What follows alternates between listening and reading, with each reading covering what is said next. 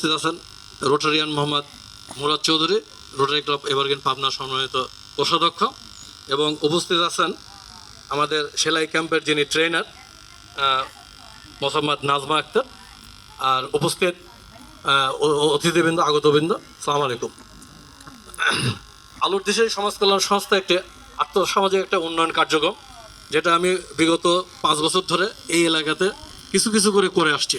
যেহেতু আর্থিক সহায়তা না পেলে বা কোনো বিশেষ অনুদান না পেলে এই এনজিওর কার্যক্রম চালানো আসলে খুব কঠিন।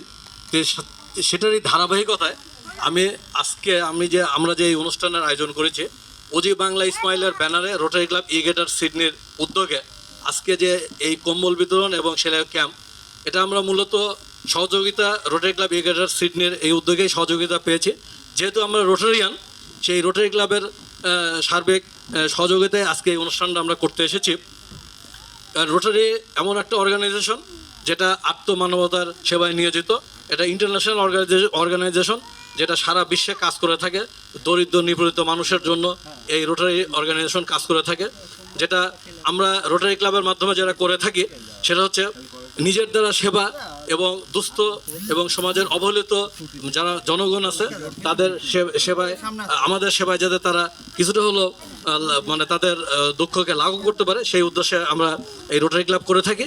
এবং সেই রোটারি ক্লাবের সাথে আজকে আমার এনজিওর কার্যক্রমের সেই একই ধারাবাহিকতা, যে এনজিওর কার্যক্রমের মাধ্যমে আমরা সমাজের অবহেলিত দুস্থ পুরুষ বা মহিলাকে কিছুটা হলেও স্বাবলম্বী করতে পারবো। আমার এনজিওর কার্যক্রমের ভিতরে যেরকম আছে বাল্য বিবাহ রোধ, বৃক্ষরোপণ, জাতীয় এবং আন্তর্জাতিক দিবস পালন, এবং সমাজের যেগুলো দুস্থ মহিলা আছে, যেগুলো মহিলারা সমাজে যারা মানে নিম্ন আয়ের মানুষ, যারা সমাজে চিকিৎসা সেবা নিতে পারে না, তাদেরই সাহায্যার্থে আমার এই এনজিওর কার্যক্রম। আমি গত বছর এখানে একটা হেলথ ক্যাম্প করেছিলাম। আসলে 20 টাকা টিকিট দিয়েও তাদেরকে এখানে চিকিৎসা আমি দিতে পারি নাই। তার কারণ মানুষজন 20 টাকা টিকিটে কেন সেবা নিতে আসেন আমি জানি না। যে ডাক্তার এখানে বসতো